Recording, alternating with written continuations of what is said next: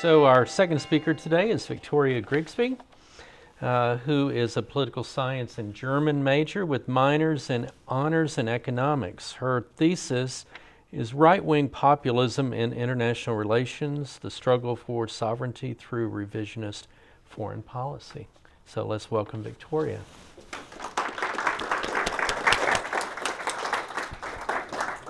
Hello everyone, thank you so much for letting me come speak to y'all today. I'm super excited to tell you guys about my thesis.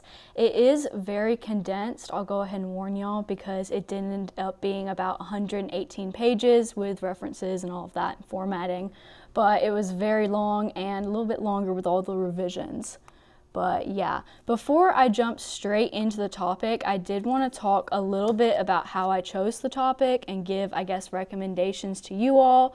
But I really focused on my passion for the topic and then previous coursework, which they recommend to you. But for me, I have written previous papers about the topic and I've always been super interested in it growing up in Tennessee. So this was something that was easy, I guess, for me. I knew something that would hold my interest throughout the entirety of the project, which was super helpful in getting through all of those pages I wrote. But yeah, the other thing with the faculty advisor, I really recommend finding one that aligns with your research interest. So I went through on the political science department page and just looked at the research that all of our faculty had published, and I picked the one that I thought would be the best, Dr. DeChico.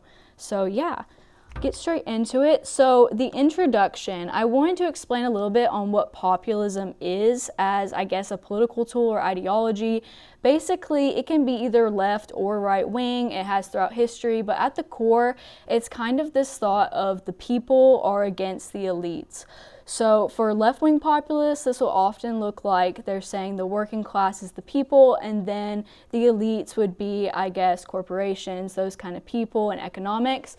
But for right-wing populists, this often brings kind of a nationalist element. So the people being the people of the nation versus elites and government or institutions like international institutions, which for my thesis, that is primarily what I was looking at.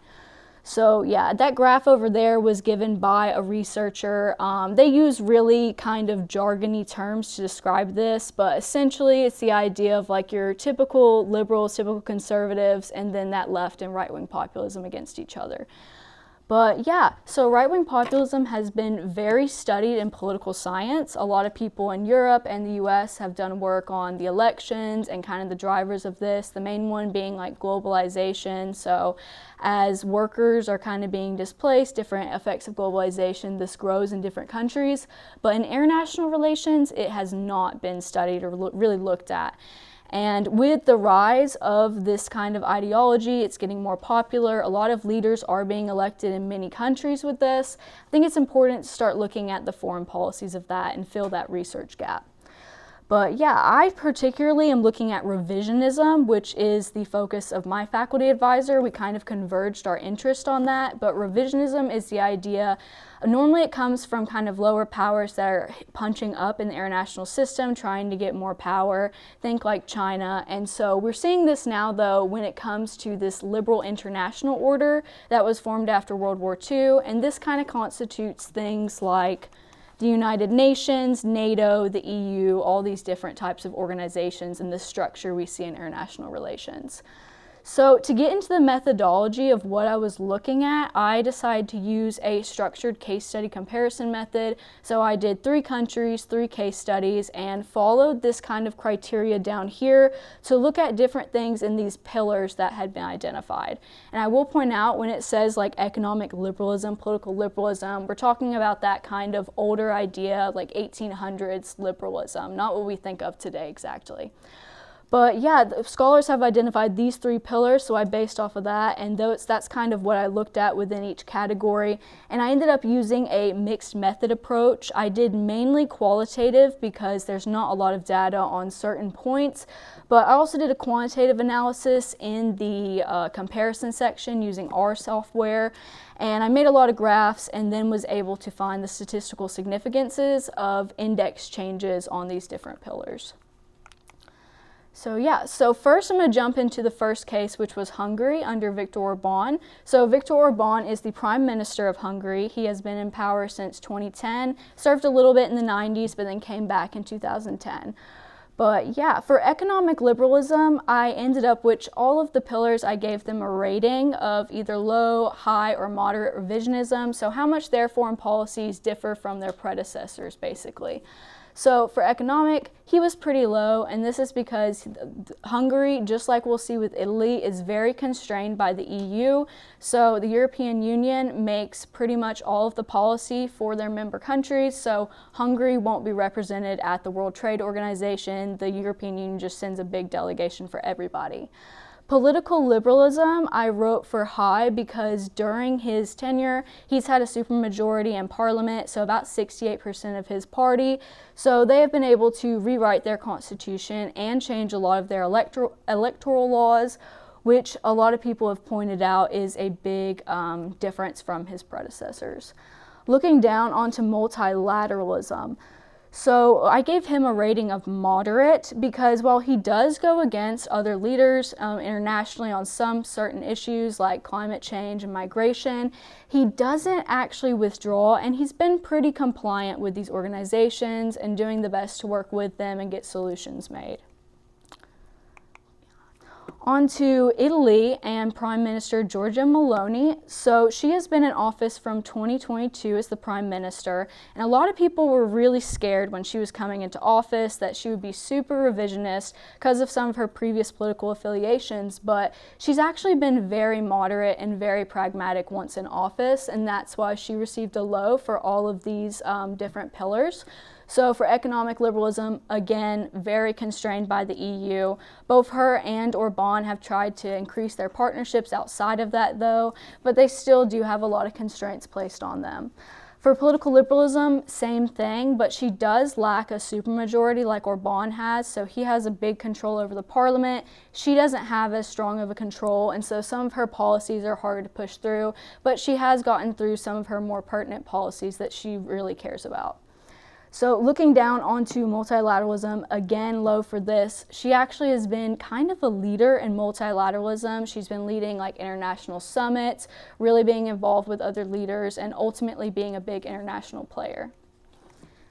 So yeah, looking on to United States with President Trump. So he's been in office, as we all know, from 2017 to 2020, and then 2025 to now, so this year.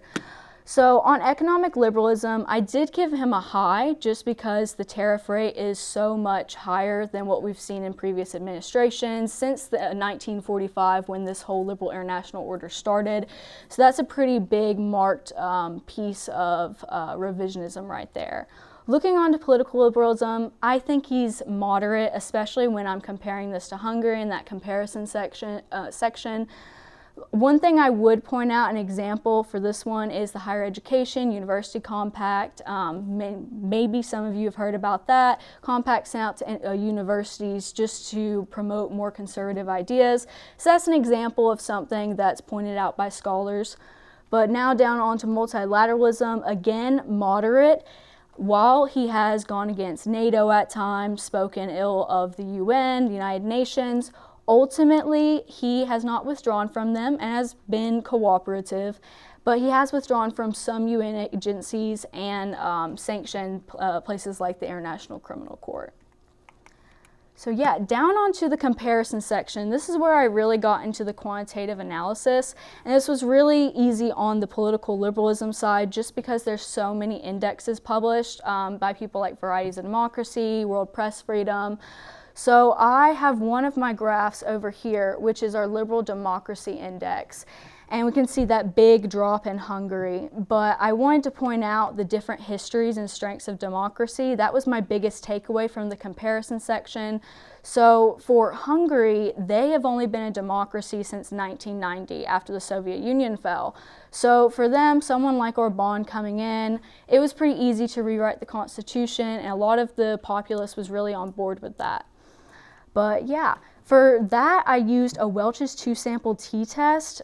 Basically, it kind of controls for variances. I won't get into too much of the stats, but I did that in R, and I used that to calculate basically the average of the index scores before the leaders were in office, and then the average from when they were in office. And I compare those two with that test, and that gives us the statistical significance. So was that really a big drop, or revisionist, as I called it in the thesis? But yeah. So on to my conclusion. My biggest takeaway from the entire project was that institutional constraints matter for feasibility of policies. I think this is true for anyone trying to pass a policy. If you don't have support, it's going to be a lot harder to get through. But if you've got people trying to stop you, whether that's the European Union, the UN, those kind of people, that can kind of hinder the ability to get what you want done in a policy sense.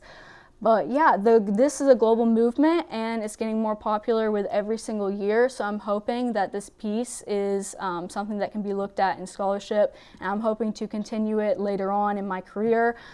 Because we've seen more elections in Germany, France, the UK, and recently in Japan going more toward this movement.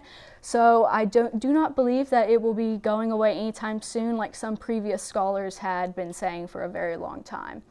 But yeah, that's the final ratings. But my final advice, just to everyone who's looking to do a thesis, is have smaller goals that you can work up to and kind of break up the project a little bit and try to have a manageable timeline. I know I did not perfectly stick to my timeline, but I recommend that you try to and create one that you can really stick to. But yeah, thank you.